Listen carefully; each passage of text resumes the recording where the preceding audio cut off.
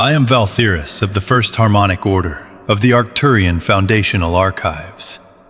I have carried this transmission from the moment the data was made available in your scientific stream. Not because the data is new to the cosmic record, but because the moment a truth your own civilization produces becomes the bridge by which a larger frame becomes legible, that is when a direct address from this frequency becomes appropriate. I do not come for small corrections. The cosmic record does not send a transmission of this origin for minor clarifications. I come when the frame being offered to your world by its own instruments is accurate but insufficient. When the data is real and the interpretation has not yet reached the scale the data requires. There is a number, one specific number that your genomic science has recovered from the deep record of human ancestry. And that number is not a curiosity, not a footnote in the biological sciences, not a detail for specialists to archive and move past. It is the specific compression at the base of everything you call yourself. And when it is received in the full frame in which the Arcturian Foundational Archives hold it, it does not diminish what you are. It restructures who you are permitted to understand yourself to be. The number is 1,280. 1,280. The estimated breeding population of human ancestors at the deepest point of a narrowing that your science has now dated and placed with considerable care.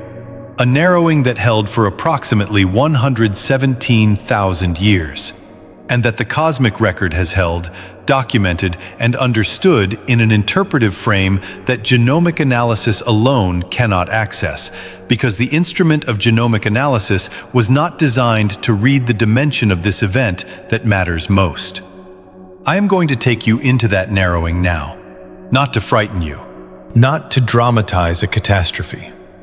I am going to take you into it because the souls receiving this transmission are not receiving it by accident.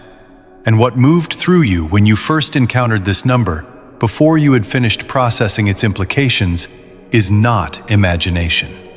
It is the beginning of a recognition that this transmission exists to complete. Before I bring through the full reading, let me give you the image the Arcturian Foundational Archives use to hold this event. It is the most structurally accurate frame I have been able to locate in your register of felt understanding. Picture a river, large, ancient, wide, carrying within it the full biological complexity and genetic inheritance of everything that came before. A river that has been flowing for hundreds of thousands of years, accumulating depth, diversity, complexity, the full cargo of evolutionary time. Now picture that river being forced, over the course of a geological era, into a canyon so narrow that only a single thread of its current can move forward. Not the river's volume, not its full cargo. One thread. The approximate width of a hand extended flat, carrying forward from what was once an ocean of living possibility. Everything else pools behind the canyon walls, disperses slowly across a geological timescale, is absorbed back into the earth from which it came. One thread finds the passage. One thread navigates the narrowing and emerges on the other side. Here is what the Foundational Archives hold about that thread and about that canyon. The canyon does not choose which part of the river passes through. The canyon is the choice. The geometry of the narrowing itself is the instrument of selection, and what it selects for, what the specific configuration of that passage preserves, and what it allows to dissolve into the surrounding earth, is not determined by force, by volume, by biological dominance, by competitive advantage in the way your evolutionary frameworks frame it. The canyon selects for coherence, for the specific organizational signature of a current that is fully itself, not split between competing directions, not scattered across too many channels simultaneously, not running at a pace that exceeds what the passage will allow. A current that has found its own interior axis and can hold that axis through the narrowing without dissolving into the walls. And from that thread, from 1,280 individuals who carried the specific coherence required to navigate that passage, everything you call humanity has since been made. Every human being alive on this planet today is the downstream of that thread. Every genetic configuration, every biological variation, every ancestral line across every population in every continent traces back to those 1,280 carriers. You are what the thread became when the canyon released it into open water. Notice if your breath just shifted in the last moment. That is not incidental. That is the field in the body recognizing, before the analytical register has completed its assessment, that what has just been named belongs to it in a way that ordinary information does not.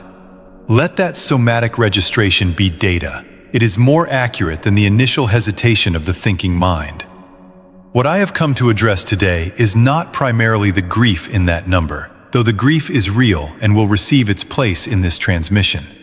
What I have come to address is what that number reveals about the architecture of this lineage, about what was preserved, about what the preservation required, and about why the souls receiving this particular transmission carry a specific and non-accidental relationship to the event that the number represents.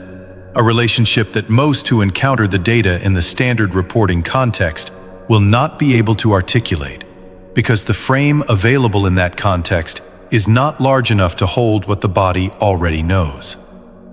The scientific findings that surface this number are careful and precise. Genomic analysis of thousands of present-day individuals across more than 50 population groups produced a reading of the shape of human genetic diversity. And that shape carries the unmistakable signature of an extreme ancestral contraction. The diversity that should be present in a lineage of continuous, large-scale, stable habitation is not there. What is present instead is the specific pattern that arises when an ancestral population has passed through a severe and sustained narrowing and emerged from it.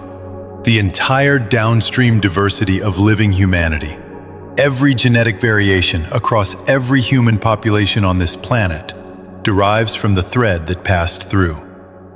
The dating of that contraction has been placed, by the methodology your researchers use, at approximately 930,000 years before the present. And the narrowing held. For 117,000 years, 117,000 years, the breeding population is estimated to have remained in the range of 1,280 individuals. Not a brief crash with rapid recovery, a sustained hold at near extinction for a span of time that your civilization has barely begun to comprehend in felt, embodied terms.